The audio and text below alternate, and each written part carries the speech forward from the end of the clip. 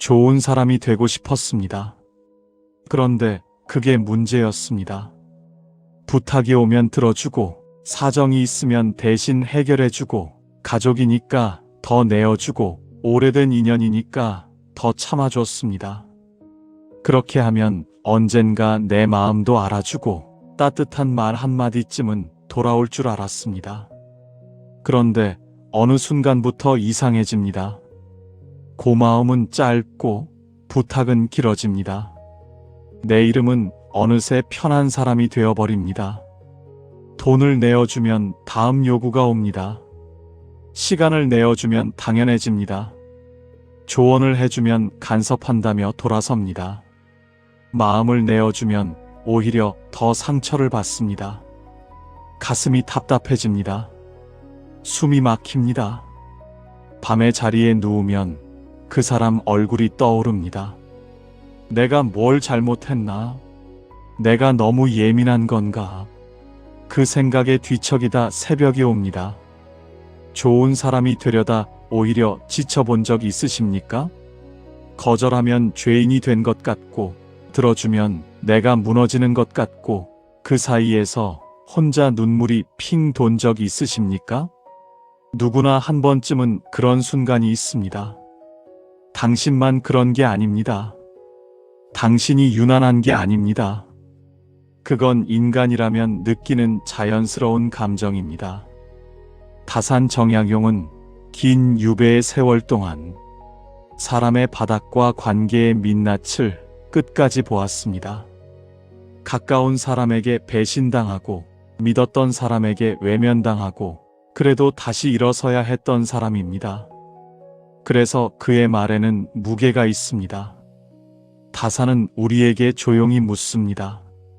착한 마음 하나로 세상을 견디려 하느냐? 아니면 기준을 세워 너 자신을 지키겠느냐? 오늘은 남을 밀어내는 방법이 아닙니다. 관계를 망치지 않으면서도 흔들리지 않는 경계의 지혜 7가지를 이야기하겠습니다. 끝까지 들으시면 더 이상 사람에게 휘둘리지 않으면서도 마음을 잃지 않는 말과 태도가 손에 잡히실 겁니다. 이 이야기가 당신의 하루의 작은 등불이 되길 바랍니다. 첫 번째 이야기를 시작하겠습니다. 다산은 재물을 단순한 돈이 아니라 삶을 지탱하는 바닥으로 보았습니다. 목민심서에서 관리가 재정을 다룰 때 가장 두려워해야 할 것이 마구씀이라고 말합니다. 재물은 샘과 같다. 퍼낼수록 차는 듯해도 마구 퍼내면 바닥이 드러난다. 여기서 핵심은 마구입니다. 지혜로운 나눔은 샘을 맑게 합니다. 하지만 분별 없는 나눔은 샘 자체를 말려버립니다. 다산도 이런 고민을 하셨습니다. 유배 시절 가족에게 보낼 것도 넉넉지 않은데 주변에서 손을 내밀면 어떻게 해야 하나? 거절하자니 인정이 없어 보이고 들어주자니 내 살림이 흔들리고 그 사이에서 많이 괴로워하셨습니다. 그 고민 끝에 내린 결론이 바로 기준이었습니다. 다산은 말합니다. 사람을 돕되 기준을 먼저 세워라. 기준 없이 내어주는 순간 상대는 고마움이 아니라 권리를 배운다. 인생 후반전에서 돈은 체면이 아닙니다. 선택권입니다. 내가 아플 때 병원에 갈 수 있는 선택권. 내가 쉬고 싶을 때 쉴 수 있는 선택권. 내가 내 삶을 지키고 싶을 때 마지막으로 남는 힘. 그 힘을 함부로 내어주면 안 됩니다. 그러니 오늘부터 한 문장을 기준으로 삼아 보시면 좋겠습니다. 나는 줄 수 있는 만큼만 준다. 그리고 그 기준은 내가 정한다. 정답은 아닐 수 있습니다. 하나의 생각일 뿐입니다. 하지만 이 한 문장이 삶의 바닥을 지켜줄 수 있습니다. 은퇴한 지 3년 된 김 선생님 이야기입니다. 인천에서 경비 일을 하며 생활 리듬을 유지하고 계셨습니다. 새벽에 일어나 출근하고 저녁에 퇴근해서 아내와 밥 먹고 조용히 텔레비전 보다 잠드는 하루. 단조롭지만 평화로운 일상이었습니다. 그러던 어느 날 아들에게서 전화가 왔습니다. 저녁 7시쯤이었습니다. 창밖으로 해가 뉘엿뉘엿 지고 있었습니다. 거실에 앉아 뉴스를 보고 있는데 전화벨이 울렸습니다.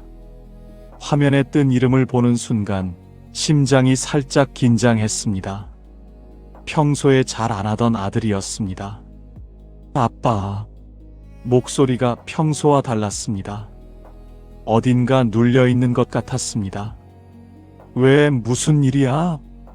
아빠, 나 부탁 하나만 해도 돼? 잠시 침묵이 흘렀습니다. 전화기 너머로 아들이 숨을 들이쉬는 소리가 들렸습니다. 김 선생님의 어깨가 굳어졌습니다. 또 돈이구나. 그 생각이 먼저 왔습니다. 뭔데? 돈 좀 빌려줄 수 있어? 얼마나 필요한데? 2천만 원이요. 숫자를 듣는 순간 머리가 멍해졌습니다. 다음 달에 정리돼. 이번만. 진짜 이번만. 수화기를 쥔 손에 힘이 들어갔습니다. 손등에 핏줄이 도드라졌습니다. 작년에도 빌려줬는데 그때도 1,000만 원이었습니다. 급하다고 해서 줬습니다. 아직 못 받았습니다. 한 번도 갚겠다는 말을 안 했습니다. 내가 ATM인가? 씁쓸한 생각이 올라왔습니다. 아빠, 나도 급하지 않으면 안 그래? 제발. 아들의 목소리에 애원이 섞여 있었습니다. 사업이 좀 꼬였어. 이번만 넘기면 돼. 김 선생님은 대답하지 못했습니다. 입술이 떨렸습니다. 말이 나오지 않았습니다.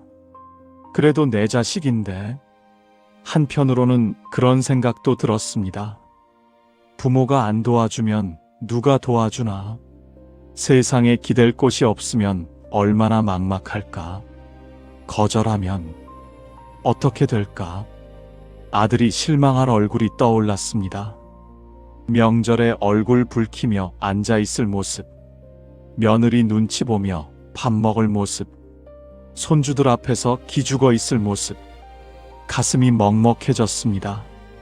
아빠, 거기 있어? 잠깐만. 전화기를 내려놓았습니다. 손이 떨렸습니다. 목이 바짝 말랐습니다. 거실 창밖을 바라보았습니다. 붉은 노을이 지고 있었습니다. 가로등에 하나둘 불이 켜지고 있었습니다. 가족이라서 더 무너지나? 가족이라서 더 지켜야 하나? 두 생각이 부딪혔습니다. 거절하면 미안하고 주면 두렵다. 내가 아플 때 이 돈이 없으면 나는 누구에게 기대나? 한참을 그 자리에 앉아 있었습니다. 시계 소리만 똑딱거렸습니다. 그날 밤 아내와 오래 이야기했습니다. 밥상을 치우고 마주 앉았습니다. 아내가 조용히 말했습니다. 당신 마음대로 해. 근데 우리 바닥은 지켜야지. 바닥? 우리 병원비? 우리 노후? 우리가 쓰러지면 누가 돌봐? 그 말이 가슴에 깊이 박혔습니다. 맞는 말이었습니다. 자식 걱정하다 내가 먼저 무너지면 결국 자식에게 더 큰 짐이 됩니다. 며칠을 고민했습니다. 밤마다 뒤척였습니다. 그리고 결심했습니다. 며칠 뒤 아들에게 전화했습니다. 2천은 못 준다. 전화기 너머로 아들이 숨을 멈추는 게 느껴졌습니다. 500은 선물로 줄게. 빌려주는 거 아니야. 갚지 않아도 돼. 대신 앞으로 큰 금액은 상한선이 있어. 내 형편이 그래. 이해해줘. 아빠, 미안하다. 근데 이게 내 한계야. 전화기 너머 아들이 한숨을 쉬었습니다. 길고 무거운 한숨이었습니다. 섭섭했을 겁니다. 원망했을 수도 있습니다. 하지만 김 선생님은 그날 밤 오래간만에 편히 잤습니다. 등에 땀이 나도록 뒤척이지 않았습니다. 가족에게 더 약해지기 쉽습니다. 피가 섞인 사이니까요. 정이 깊은 사이니까요. 그래서 가족에게 더 기준이 필요합니다. 기준이 있어야 관계도 살고 돈도 살고 내 마음도 살아남습니다. 그럴 수밖에 없었습니다. 당신의 잘못이 아닙니다. 누구라도 그 상황에선 힘들었을 겁니다. 가족이라도 내 경제적 바닥을 지키는 기준이 얼마나 중요한지 김 선생님의 사례로 보았습니다. 이제는 돈만큼이나 중요한 우리의 한정된 기력과 시간에 대해 이야기해 보려 합니다. 두 번째 이야기로 넘어가겠습니다. 다사는 말했습니다. 몸과 마음이 무너지면 도리도 무너진다. 공부든 삶이든 근본은 스스로를 아끼는 일에서 시작한다고 보았습니다. 누군가를 돕는 일이 아름다워 보여도 내 기력이 바닥나는 방식이라면 결국 관계도 망가집니다. 사랑이라는 이름으로 나를 갈아 넣으면 어느 순간 사랑이 원망이 됩니다. 다사는 또한 이렇게 말했습니다. 큰일은 하루의 질서에서 세워진다. 인생 후반전의 시간은 되돌릴 수 없습니다. 기력은 저축이 되지 않습니다. 오늘 쓴 힘은 내일 채워지지 않습니다. 손주 돌봄, 집안일, 각종 부탁이 반복되면 우리는 사랑이라고 믿습니다. 하지만 사실은 의무가 되어 갑니다. 의무가 된 도움은 원망을 낳습니다. 내가 왜 이러고 있나? 나는 언제 쉬나? 그 원망은 상대에게도 가지만 결국 나 자신에게도 돌아옵니다. 다산도 유배지에서 몸이 아팠습니다. 축축한 방, 거친 음식, 외로운 밤. 몸이 망가지면 모든 게 무너진다는 걸 알았습니다. 그래서 매일 규칙을 세웠습니다. 몇 시에 일어나고, 몇 시에 쉬고, 어디까지 걷고, 무엇을 읽을지. 자신을 지키기 위한 질서였습니다. 다산의 경계는 단순합니다. 도움은 내가 무너지지 않는 범위에서 하라. 오늘부터 시간도 돈처럼 상한선을 정해보시면 좋겠습니다. 일주일에 며칠, 하루에 몇 시간, 그 이상은 내가 무너지는 시간. 그 상한선은 차가움이 아닙니다. 오래가는 사랑입니다. 손주가 셋인 이 선생님 이야기입니다. 수원에 사시고 딸 부부가 맞벌이를 합니다. 막내가 아직 어린이집에 다닙니다. 7살, 5살, 3살. 셋 다 에너지가 넘칩니다. 처음에는 일주일에 이틀만 봐달라고 했습니다. 엄마, 월요일이랑 수요일만. 제발. 딸의 눈이 간절했습니다. 며느리도 힘든 거 압니다. 맞벌이에 애셋이면 얼마나 정신없을지. 그래서 흔쾌히 했습니다. 처음엔 즐거웠습니다. 손주들이 할머니 하고 달려오는 게 행복했습니다. 작은 손으로 치마 붙잡고 따라다니는 게 귀여웠습니다. 그러던 게 어느새 주 5일이 되었습니다. 어린이집 휴원, 아이 아픔, 야근, 출장. 이유는 늘 있었습니다. 엄마, 이번 주도 부탁해. 어린이집이 또 문 닫았어. 나도 병원 가야 해. 허리가 계속 안 좋아. 이 선생님이 조심스럽게 말했습니다. 등이 뻣뻣했습니다. 허리가 욱신거렸습니다. 엄마가 봐주면 제일 편하잖아. 애들도 할머니가 좋다고 하고 어린이집보다 엄마가 봐주는 게 낫지. 딸의 말이 틀린 건 아니었습니다. 하지만 그 말이 가슴에 무겁게 내려앉았습니다. 내가 안 하면 애들이 곤란하겠지. 손주들 얼굴이 떠올랐습니다. 할머니 오면 좋아서 달려오는 모습. 아침마다 할머니 하고 안기던 작은 손. 웃으며 할머니 밥 하고 숟가락 들던 모습. 근데 내가 쓰러지면 누가 더 곤란하지? 목이 뻣뻣해졌습니다. 어깨가 굳어졌습니다. 허리가 쑤셨습니다. 병원 예약을 3번이나 미뤘습니다. 아침에 일어나기가 점점 힘들어졌습니다. 눈을 떠도 몸이 안 일어났습니다. 천장을 보며 한참을 누워 있었습니다. 오늘도 가야 하나? 언제까지 이러지? 어느 날이었습니다. 손주 셋을 재우고 거실에 앉아 있는데 갑자기 눈물이 핑 돌았습니다. 아무 이유 없이 그냥 눈물이 났습니다. 사랑이 왜 이렇게 숨이 차지? 내 시간은 어디 갔지? 나는 언제 쉬지? 내 인생은 언제 사나? 두 손으로 얼굴을 감쌌습니다. 조용히 울었습니다. 소리내면 손주들이 깰까봐 입술을 꽉 깨물었습니다. 그날 밤 남편이 말했습니다. 당신 요즘 얼굴이 안 좋아. 병원 가. 괜찮아. 괜찮은 얼굴이 아니야. 거울 봐. 거울을 봤습니다. 얼굴이 노랬습니다. 눈 밑에 그늘이 짙었습니다. 10년은 늙어 보였습니다. 그 한마디가 계기가 되었습니다. 며칠 뒤 딸에게 전화했습니다. 손이 떨렸습니다. 심장이 쿵쿵 뛰었습니다. 이번 달부터 주 2일만 가능해. 엄마, 갑자기 왜 그래? 딸이 당황했습니다. 목소리가 높아졌습니다. 갑자기가 아니야. 나도 병원 다녀야 하고 운동도 해야 해. 내가 쓰러지면 애들도 못 봐. 내가 건강해야 오래 볼 수 있어.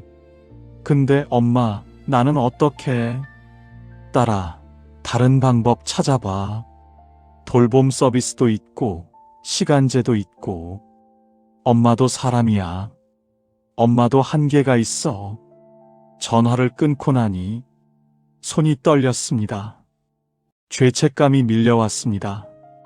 내가 너무한 건가? 딸이 힘들 텐데. 하지만 동시에 가슴이 조금 가벼워졌습니다. 숨이 트이는 것 같았습니다. 그 주부터 병원을 다시 다니기 시작했습니다. 허리 치료를 받았습니다. 아침마다 30분씩 걷기를 시작했습니다. 동네 공원을 천천히 걸었습니다. 새소리가 들렸습니다. 바람이 뺨을 스쳤습니다. 아, 이게 내 시간이구나. 그제야 살아있는 것 같았습니다. 한 달 뒤 딸이 전화했습니다. 엄마, 요즘 얼굴이 좋아졌어. 그래? 응. 예전보다 훨씬 밝아 보여. 그 말이 따뜻했습니다. 가끔 만날 때 더 따뜻해질 수 있습니다. 매일 보면 지치지만 일주일에 2번 보면 반갑습니다. 내 기력을 지키는 것이 결국 가족을 지키는 길이 됩니다. 쉬어도 됩니다. 자신을 먼저 돌봐도 됩니다. 그건 이기심이 아닙니다. 생존입니다. 지금 이 이야기가 마음에 닿으셨다면 구독과 좋아요를 눌러주시면 감사하겠습니다. 그 작은 응원이 더 많은 분들께 이 이야기를 전하는 힘이 됩니다. 이제 3번째 이야기를 시작하겠습니다. 다사는 자식에게 보낸 글에서 이렇게 말했습니다. 세상의 변화를 살피라. 옛 방식만 고집하면 스스로를 가두는 일이다. 경험은 소중합니다. 수십 년을 살아온 세월은 분명 힘이 됩니다. 하지만 경험을 정답처럼 쥐고 상대의 삶을 재단하는 순간 조언은 폭력이 됩니다. 내가 겪은 게 맞다고 해서 상대도 그렇게 살아야 하는 건 아닙니다. 시대가 다르고 상황이 다르고 사람이 다릅니다. 다사는 또한 이렇게 말했습니다. 말이 많으면 허물이 많아진다. 특히 인생 후반전에는 말이 관계를 살리기도 하지만 관계를 끊기도 합니다. 한마디가 10년 정을 무너뜨릴 수 있습니다. 상대가 원하는 건 해답이 아니라 공감일 때가 많습니다. 그랬구나, 힘들었겠다. 이 한마디가 내가 살아본 바로는 10마디보다 깊게 들어갑니다. 다산도 자식들에게 편지를 쓰면서 늘 조심했습니다.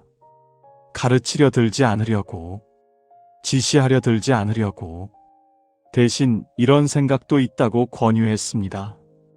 내 생각은 어떠냐고 물었습니다. 다산의 핵심은 기준입니다. 조언은 요청받았을 때만, 요청받지 않았으면 질문으로 바꾸기.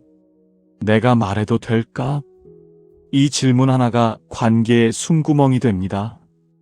정답은 아닐 수 있습니다. 하지만 이 한 문장이 가족 사이의 공기를 바꿀 수 있습니다. 평생 교사로 살았던 박 선생님 이야기입니다. 대전에 사시고 아들 부부가 근처에 삽니다. 손주가 둘입니다. 8살, 5살. 박 선생님은 35년을 교단에 섰습니다.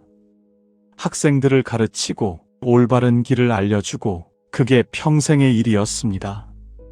은퇴하고 나서도 그 습관이 남았습니다. 아들 부부의 육아 방식이 눈에 들어왔습니다. 손주가 때를 써도 그냥 둡니다.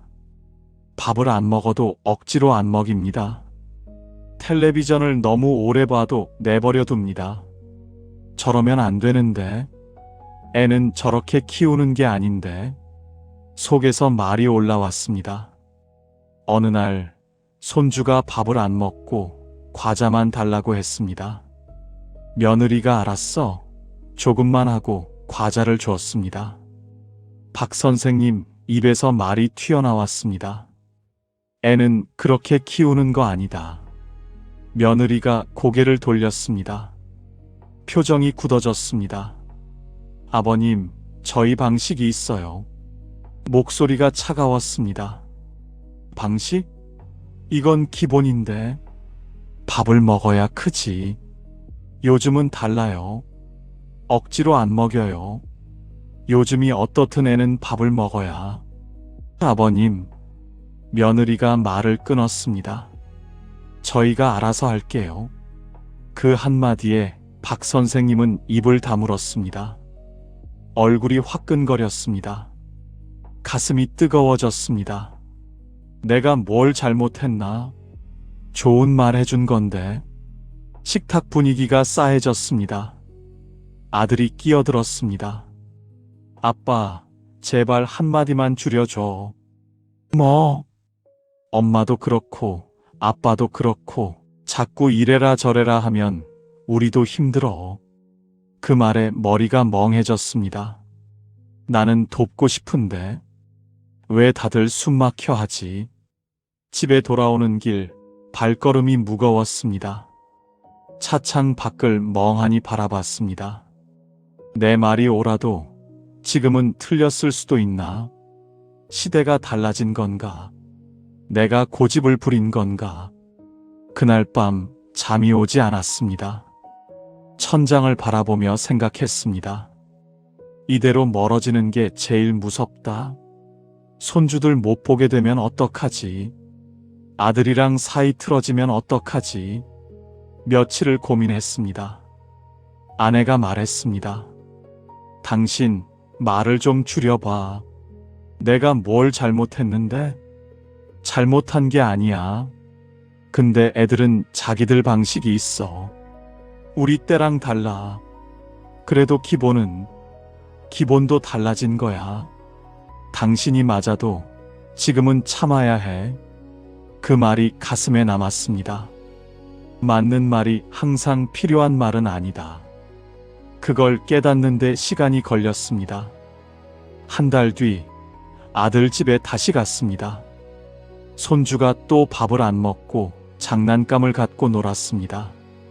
말이 목까지 올라왔습니다. 하지만 삼켰습니다. 입술을 꽉 깨물었습니다. 대신 이렇게 말했습니다. 손주야, 장난감 재밌어? 응, 할아버지. 할아버지도 보여줘. 그게 전부였습니다. 며느리가 슬쩍 봤습니다. 표정이 부드러워져 있었습니다. 아들이 작은 소리로 말했습니다. 아빠, 고마워. 그 한마디가 따뜻했습니다. 박 선생님은 규칙을 세웠습니다. 조언은 묻기 전엔 하지 않기. 대신 칭찬 1개, 질문 1개. 그걸로 끝. 잘하고 있네. 요즘 어때? 이 정도면 충분했습니다. 관계를 살리는 건 정답이 아니라 공간입니다. 말이 줄어들면 마음이 돌아올 때가 있습니다. 상대의 삶을 존중하는 것. 그게 사랑입니다. 그렇게 느끼는 게 당연합니다. 참아온 시간도 당신의 힘이었습니다. 4번째 이야기로 넘어가겠습니다. 다사는 유배지에서 몸이 무너지면 글도, 뜻도, 관계도 무너진다는 것을 뼈저리게 겪었습니다. 축축한 방, 거친 음식, 외로운 밤. 몸이 아프면 마음도 약해집니다. 마음이 약해지면 판단도 흔들립니다. 그래서 그는 규칙을 세우고 생활을 다듬어 스스로를 붙잡았습니다. 다사는 말합니다. 큰일은 마음이 흔들릴 때 무너진다.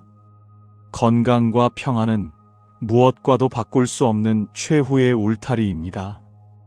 가족이 싸워도, 자식이 힘들어도 내가 무너지면 아무것도 할 수 없습니다. 여기서 공자의 말이 떠오릅니다. 공자는 예순을 이순이라 했습니다. 귀가 순해져 많은 말을 받아들일 수 있는 경지. 그런데 이순은 다 받아주는 삶이 아닙니다.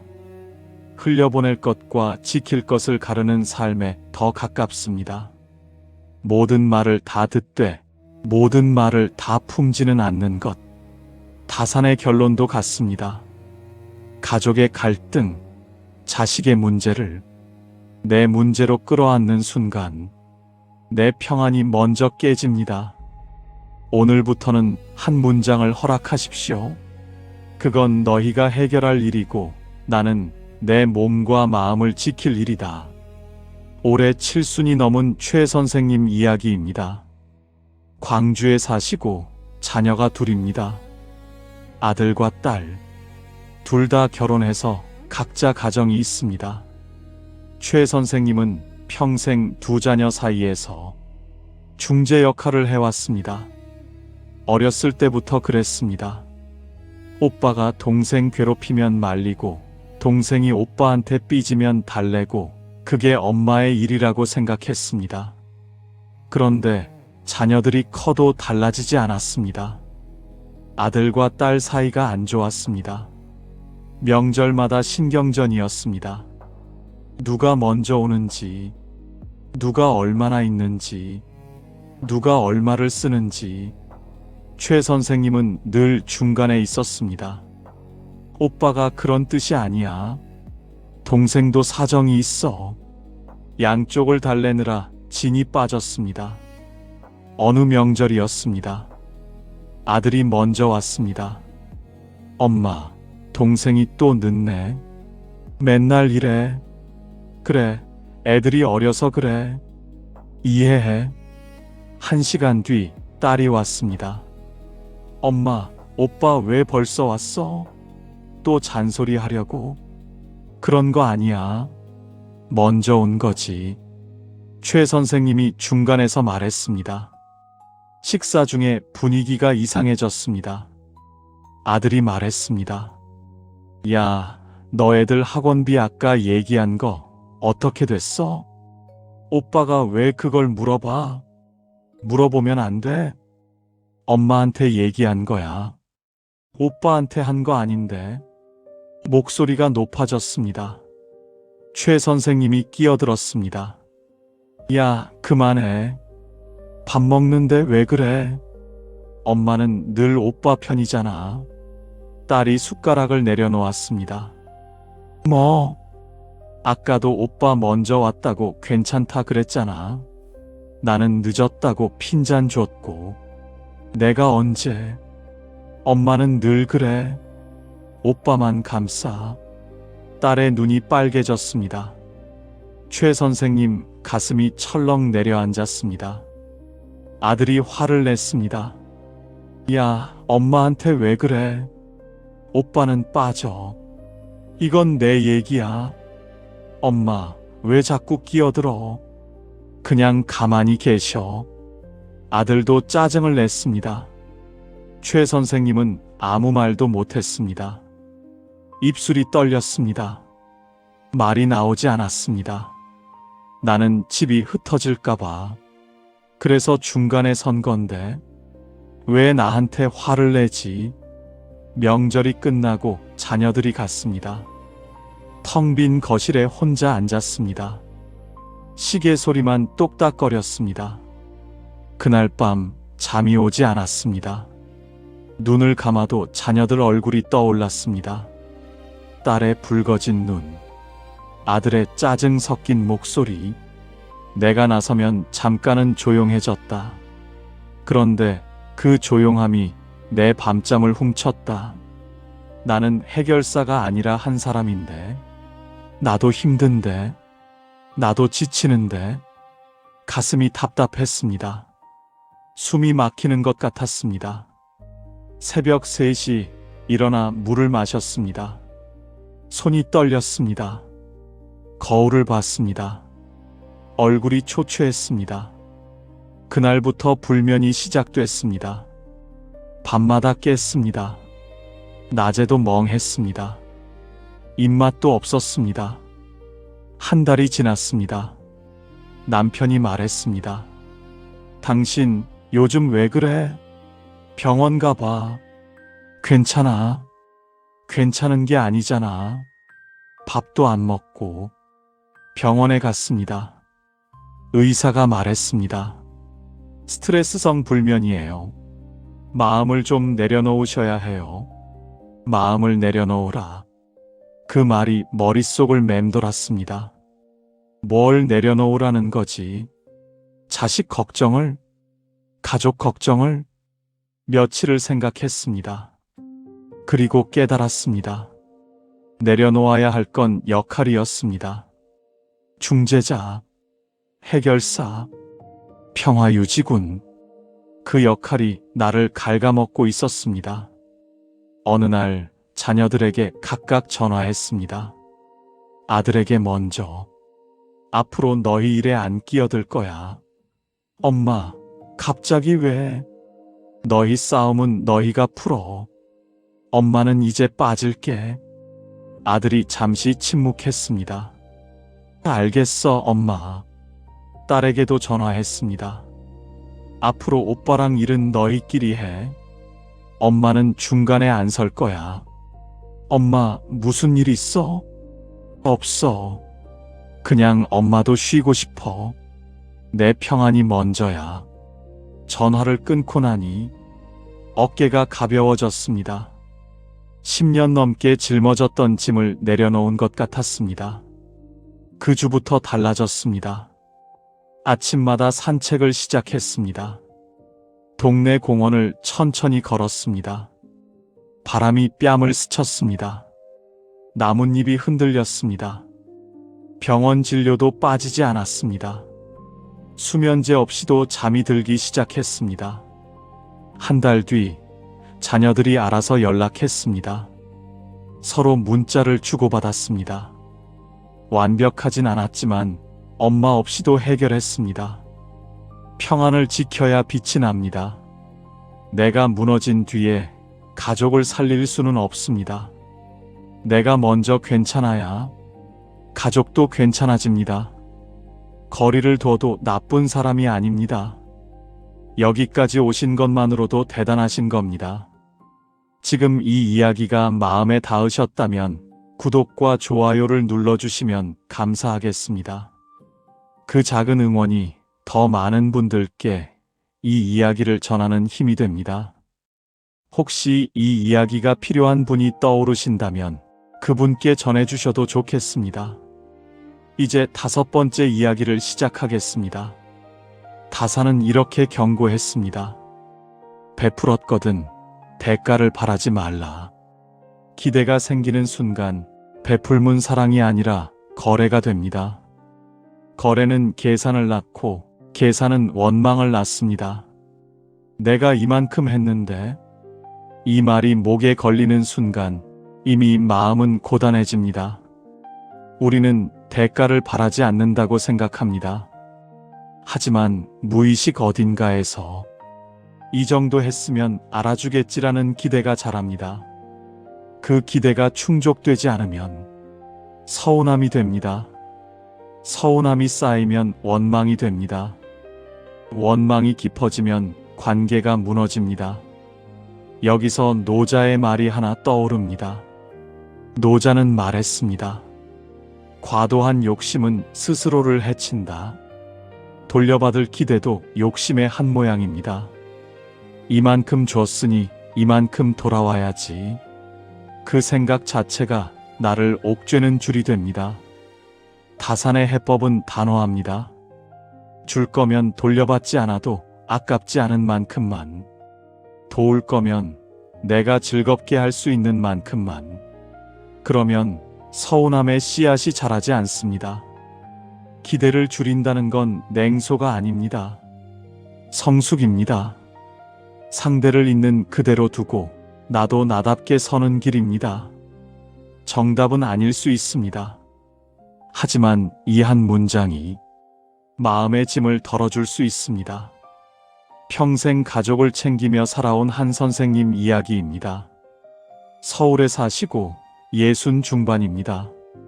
친정 부모님, 시댁 어른, 자식 셋 모두 한 선생님 손을 거쳤습니다.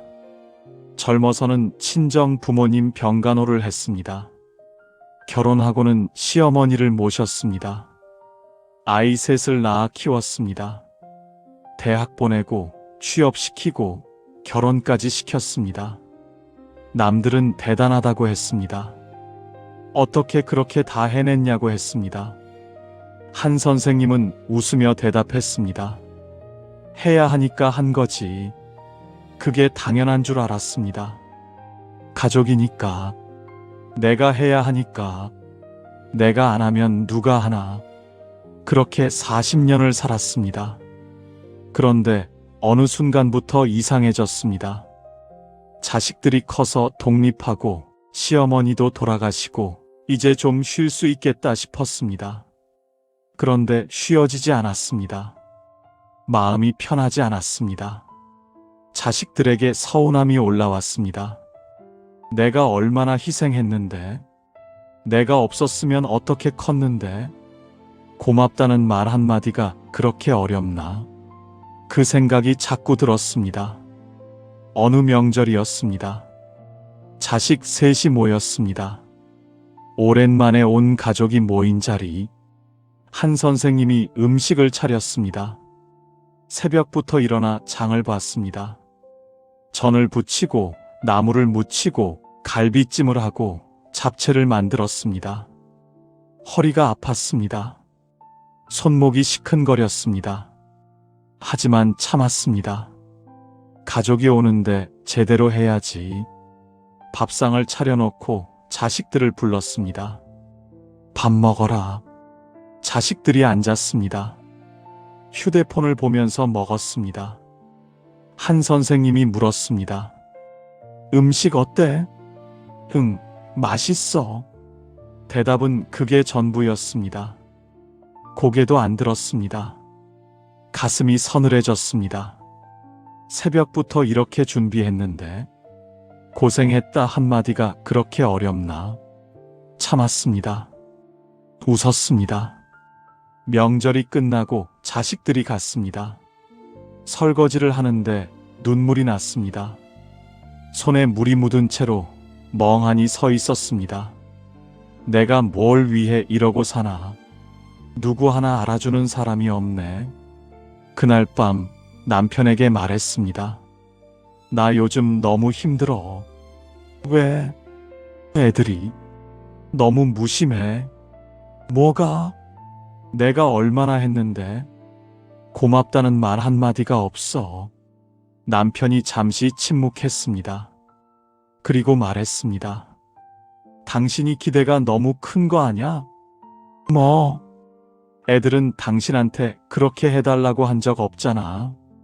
그 말에 머리가 멍해졌습니다. 화가 났습니다. 내가 안 했으면 누가 했는데? 그건 알아. 근데 애들은 부탁 안 했잖아. 당신이 알아서 한 거잖아. 그러니까 내 잘못이라고. 잘못이 아니라 기대를 안 했으면 안 서운하잖아. 목이 메었습니다. 눈물이 핑 돌았습니다. 내가 혼자 계약을 만들었구나.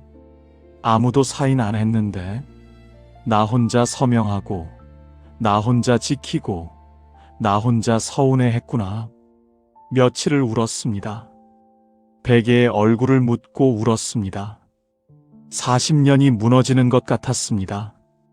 하지만 울고 나니 조금 보였습니다. 사랑이라 믿었는데 왜 이렇게 쓰지? 기대가 컸던 건 결국 내 마음이었구나. 상대에게 요구한 게 아니라 내가 혼자 품은 거였구나. 한 달이 지났습니다. 한 선생님은 규칙을 세웠습니다. 앞으로 대여는 원칙적으로 하지 않기. 도움은 선물로 끝내기. 해주고 싶으면 해주되 돌려받을 생각은 버리기. 그리고 스스로에게 말했습니다. 이제는 가볍게 주고 가볍게 놓자. 기대 없이 주면 서운할 일도 없다. 다음 명절 음식을 줄였습니다. 간단하게 차렸습니다. 엄마, 올해는 음식이 적네. 응, 이제 힘들어서 간단하게 했어. 아, 그래. 알겠어. 자식들은 별말 없이 먹었습니다. 한 선생님은 편했습니다. 기대가 없으니 서운함도 없었습니다. 힘들게 하지 않으니 원망도 없었습니다. 기대를 내려놓으면 관계는 오히려 편해집니다. 덜 원망하고 더 평안해집니다. 상대를 바꿀 수는 없습니다.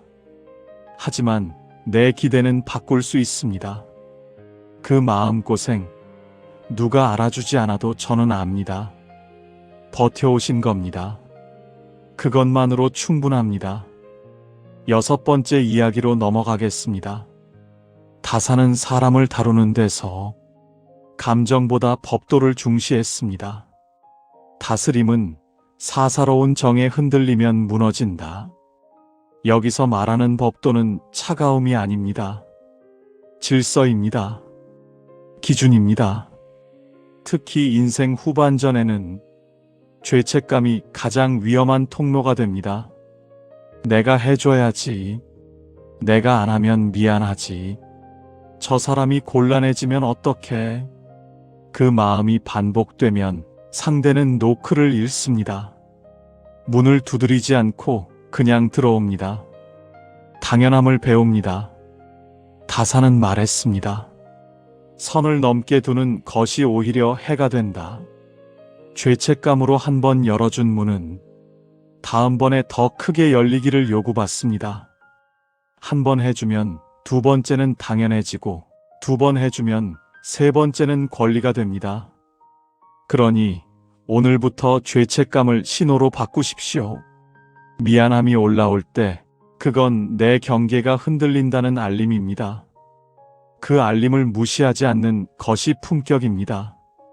정답은 아닐 수 있습니다. 하지만 이 한 문장이 관계의 균형을 지켜줄 수 있습니다. 모임마다 뒷정리를 도맡아온 오 선생님 이야기입니다. 부산에 사시고 60 후반입니다. 고등학교 동창 모임이 있습니다. 한 달에 한 번 만나는 모임. 30명 정도 됩니다. 오 선생님은 그 모임의 회계입니다. 그리고 운전기사입니다. 그리고 자빌 담당입니다. 언제부터 그렇게 됐는지 기억도 안 납니다. 처음엔 자발적으로 했습니다. 내가 할게. 내가 꼼꼼하니까. 내가 운전 좋아하니까. 그렇게 시작했습니다. 그런데 어느새 당연해졌습니다. 모임이 있으면 오 선생님이 장소를 잡습니다. 예약하고 확인하고 바뀌면 다시 연락합니다. 회비를 걷습니다. 누가 안 냈는지 체크합니다. 안 낸 사람에게 조심스럽게 연락합니다. 모임 끝나면 운전해서 집까지 데려다 줍니다. 술 마신 친구들을 태우고 돌아다닙니다. 집에 오면 밤 12시가 넘습니다. 명철아, 내가 제일 꼼꼼하잖아. 이번도 내가 해. 명철이가 있어서 우리 모임이 돌아가는 거야. 명철이 아니면 누가 해? 처음엔 뿌듯했습니다. 인정받는 것 같았습니다. 필요한 사람이 된 것 같았습니다. 그런데 시간이 지나니 달라졌습니다. 몸이 예전 같지 않았습니다. 밤에 운전하면 눈이 침침했습니다. 다음날 허리가 아팠습니다. 회계 정리하느라 주말이 사라졌습니다. 어느 날 아내가 말했습니다. 당신 그 모임 때문에 주말마다 바쁘네. 응, 이번에도 회식 있어. 힘들지 않아? 힘들지. 근데 내가 안 하면 누가 해? 다른 사람이 하면 안 돼? 대답이 안 나왔습니다. 그 질문이 머릿속에 남았습니다. 왜 나만 하지? 왜 아무도 안 하겠다고 안 하지? 왜 나는 당연하게 받아들였지? 다음 모임 때였습니다. 오 선생님이 말했습니다. 나 이제 회계 그만할게. 힘들어서. 순간 조용해졌습니다. 친구 하나가 말했습니다. 야, 갑자기 왜 그래? 갑자기가 아니야. 10년 넘게 했어. 그래도 내가 제일 잘하잖아. 그건 그렇지. 근데 나도 이제 힘들어. 돌아가며 하자. 다른 친구가 말했습니다. 야, 명철아. 변했네. 그 한마디에 가슴이 뜨거워졌습니다. 얼굴이 화끈거렸습니다. 내가 변한 게 아니라 이제야 말한 거야. 10년 동안 참은 거야. 하지만 삼켰습니다. 대신 이렇게 말했습니다. 변한 게 아니라 나도 쉬고 싶어. 다음 달부터 다른 사람이 해줘. 집에 오는 길 마음이 복잡했습니다. 내가 너무했나? 친구들이 섭섭해하겠지. 다음에 보면 어색하겠지. 죄책감이 밀려왔습니다. 거절하면 내가 나쁜 사람 되는 느낌. 하지만 계속하면 내가 사라지는 느낌. 두 생각이 부딪혔습니다. 그날 밤 아내에게 말했습니다. 나 오늘 모임에서 회계 그만둔다고 했어. 잘했네. 근데 좀 찝찝해. 뭐가? 친구들이 서운해할 것 같아. 아내가 말했습니다. 당신이 서운하면 안 되고 친구들이 서운하면 안 돼. 당신도 사람이야. 쉴 권리가 있어. 그 말에 눈물이 핑 돌았습니다.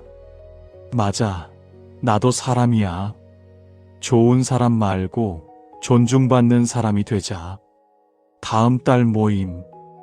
다른 친구가 회계를 맡았습니다. 장소도 다른 사람이 잡았습니다. 운전도 돌아가며 하기로 했습니다. 처음엔 어수선했습니다. 실수도 있었습니다. 하지만 돌아갔습니다.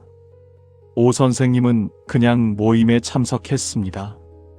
밥 먹고 이야기하고 웃고 그게 전부였습니다. 집에 오는 길이 가벼웠습니다. 밤 9시에 집에 왔습니다. 아내와 차를 마셨습니다. 오늘 모임 어땠어? 좋았어. 편했어. 그 한마디에 모든 게 담겨 있었습니다. 죄책감으로 만든 관계는 오래 못 갑니다. 규칙이 있어야 서로가 편해집니다. 내가 모든 걸 다 해야 할 필요는 없습니다. 모든 걸 다 해내지 않아도 됩니다. 때로는 내려놓는 것도 용기입니다. 아무도 몰라줘도 당신은 최선을 다했습니다. 마지막 7번째 이야기입니다. 체면과 인정에 대한 이야기입니다. 다사는 거칠애를 경계했습니다. 겉이 번듯해도 속이 비면 오래 못 간다. 모임, 경조사, 의리라는 이름으로 내 형편을 넘어서면 결국 남는 건 허기입니다. 빈 지갑과 빈 마음, 그게 남습니다. 우리는 사람 구실을 해야 한다고 배웠습니다. 경조사에 빠지면 사람이 아니다. 모임에 안 나가면 인연이 끊긴다. 축의금을 적게 내면 창피하다. 그래서 형편이 안 돼도 갑니다. 돈이 없어도 냅니다. 몸이 아파도 참습니다. 그런데 그 사람 구실이 정작 내 삶을 갉아먹고 있었습니다. 여기서 마르쿠스 아우렐리우스의 말이 떠오릅니다. 그는 로마의 황제였지만 밤마다 일기를 쓰며 자신을 다스렸습니다. 그가 남긴 말 중에 이런 게 있습니다. 남의 평가에 끌려다니지 말라. 내 안의 기준을 세워라. 다산의 방식도 같습니다. 남의 박수에 맞춰 걷다 보면 내가 가려던 길을 잃습니다. 다른 사람 눈에 어떻게 보이는지 신경 쓰다 보면 정작 내가 어디로 가는지 모르게 됩니다. 인생 후반전에는 관계도 선택이 필요합니다. 갈 수 있는 자리, 못 가는 자리, 내 마음이 편한 자리, 내 마음이 무너지는 자리, 그걸 분별하는 지혜가 필요합니다. 체면을 지키려다 내 삶의 주인을 남에게 넘겨주지 마십시오. 기준은 간단합니다. 내 몸과 마음이 흔들리면 그 자리는 과하다.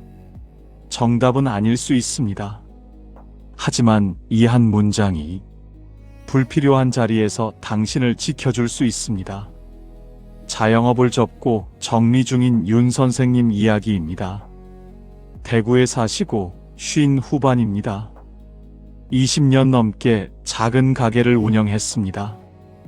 동네에서 나름 알려진 가게였습니다. 단골도 많았습니다. 그런데 경기가 안 좋아지면서 매출이 반토막 났습니다. 버티고 버텼지만 한계가 왔습니다. 작년에 가게를 접었습니다. 빚은 남았습니다. 카드값이 밀렸습니다.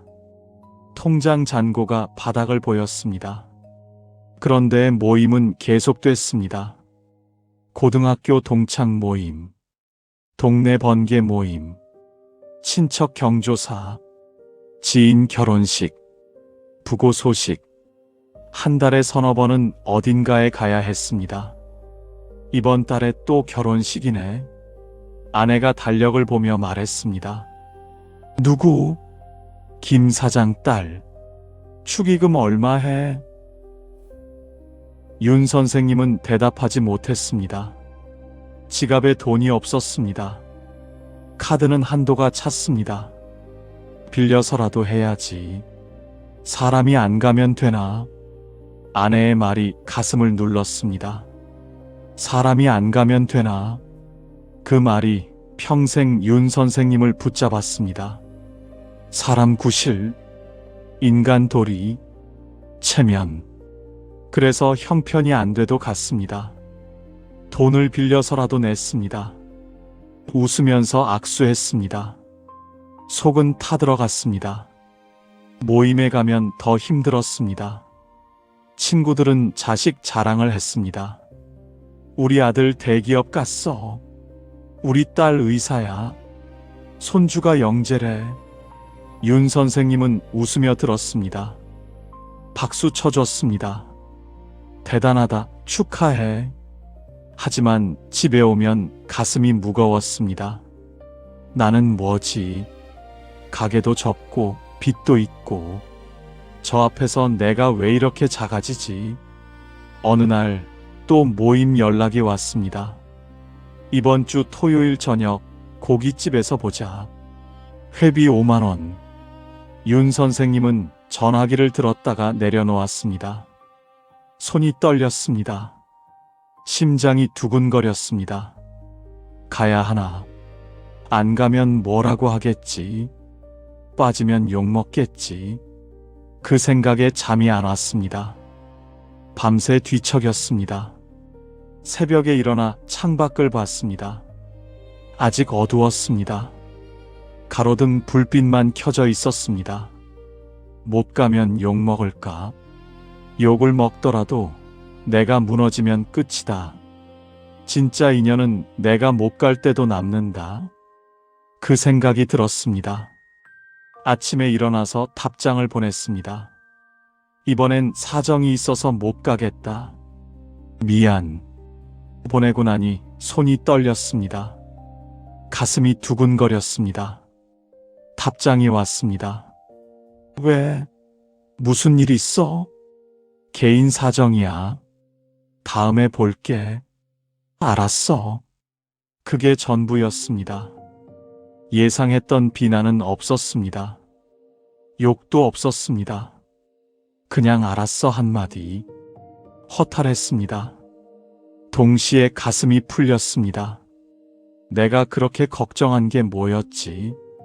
나 없어도 모임은 돌아가는구나. 그렇게 목숨 걸 일이 아니었구나. 그날부터 윤 선생님은 규칙을 세웠습니다. 참석 기준 3가지. 첫째, 컨디션. 몸이 안 좋으면 안 간다. 둘째, 형편. 돈이 부담되면 안 간다. 셋째, 친밀도. 진짜 가깝지 않으면 안 간다. 3가지 중 하나라도 안 되면 안 가기로 했습니다. 축의금, 부의금도 상한선을 정했습니다. 형편에 맞게, 무리하지 않게, 미안하면 나중에 따로 밥 한 끼 사기. 처음엔 어색했습니다. 죄책감도 들었습니다. 내가 너무 야박한가? 사람들이 뭐라고 할까? 하지만 시간이 지나니 알게 됐습니다. 진짜 인연은 남았습니다. 가짜 인연은 어차피 멀어졌습니다. 오히려 속이 편해졌습니다. 몸도 덜 아팠습니다. 지갑도 조금씩 숨이 트였습니다. 어느 날 오랜 친구가 전화했습니다. 야, 요즘 모임에 안 나오던데. 괜찮아? 응, 좀 쉬고 있어. 무슨 일 있어? 사업 정리하고 좀 힘들었어. 이제 괜찮아. 그랬구나. 힘들면 말해. 밥이라도 사줄게. 그 한마디가 따뜻했습니다. 눈물이 핑 돌았습니다. 진짜 인연이었습니다. 체면으로 지킨 관계는 무겁습니다. 내 삶을 지키는 사람이 결국 오래 존중받습니다. 완벽하지 않아도 괜찮습니다. 떠나도 됩니다. 당신의 선택입니다. 지금까지 7가지 이야기를 나눴습니다. 이제 다산의 말이 정면으로 다가옵니다. 사람의 마음을 믿되 경계를 버리지 말라.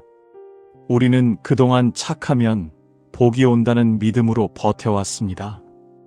그래서 더 많이 내어주고, 더 많이 참아주고, 더 많이 해결해주며 살았습니다. 그런데 인생 후반전에서 그 방식은 자주 나를 비웁니다. 사랑을 준다고 생각했는데 돌아오는 건 익숙함과 당연함. 도움을 줬다고 생각했는데 남는 건 피로와 서운함. 그때 우리는 스스로를 책망합니다. 내가 너무 예민한가? 내가 너무 계산적인가? 내가 나쁜 사람인가? 아닙니다. 당신은 나쁜 사람이 아닙니다. 다산은 말합니다.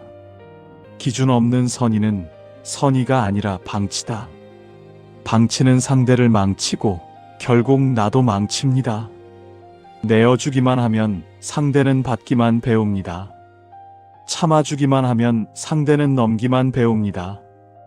그건 사랑이 아닙니다. 그건 관계를 망치는 길입니다. 그러니 이제는 허락해야 합니다. 거절해도 됩니다. 거리를 둬도 됩니다. 나는 여기까지라고 말해도 됩니다. 그 말은 냉정이 아닙니다. 내 삶을 주인에게 되돌려주는 선언입니다. 내가 나를 귀하게 여기기 시작할 때 사람들도 비로소 함부로 대하지 못합니다.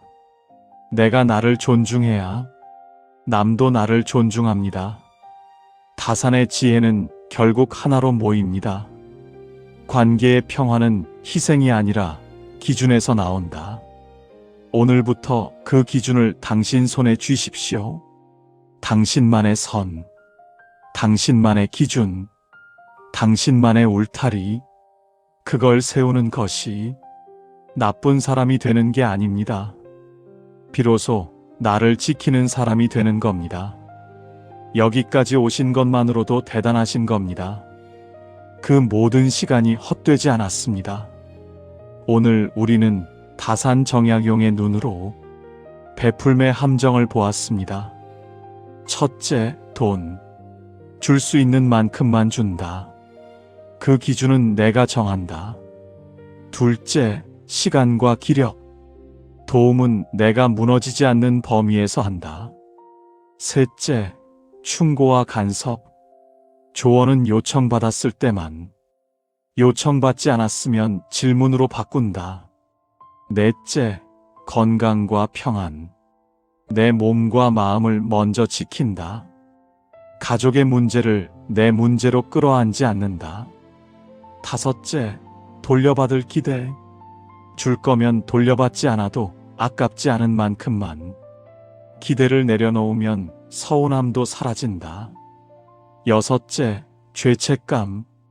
미안함이 올라올 때 그건 경계가 흔들린다는 신호다. 그 신호를 무시하지 않는다. 일곱째, 체면과 인정. 내 몸과 마음이 흔들리면 그 자리는 과하다. 남의 박수에 맞춰 걷다 보면 내 길을 잃는다. 이 7가지를 함부로 내어주지 않는다고 해서 당신이 나쁜 사람이 되는 게 아닙니다. 오히려 당신이 당신을 지키기 시작했다는 뜻입니다. 오늘부터 딱 한 문장을 연습해 보시면 좋겠습니다. 미안하지만 나는 여기까지가 가능해. 이 한 문장이 당신의 하루를 지키고 관계의 온도를 지키고 무엇보다 당신 마음을 지킬 겁니다.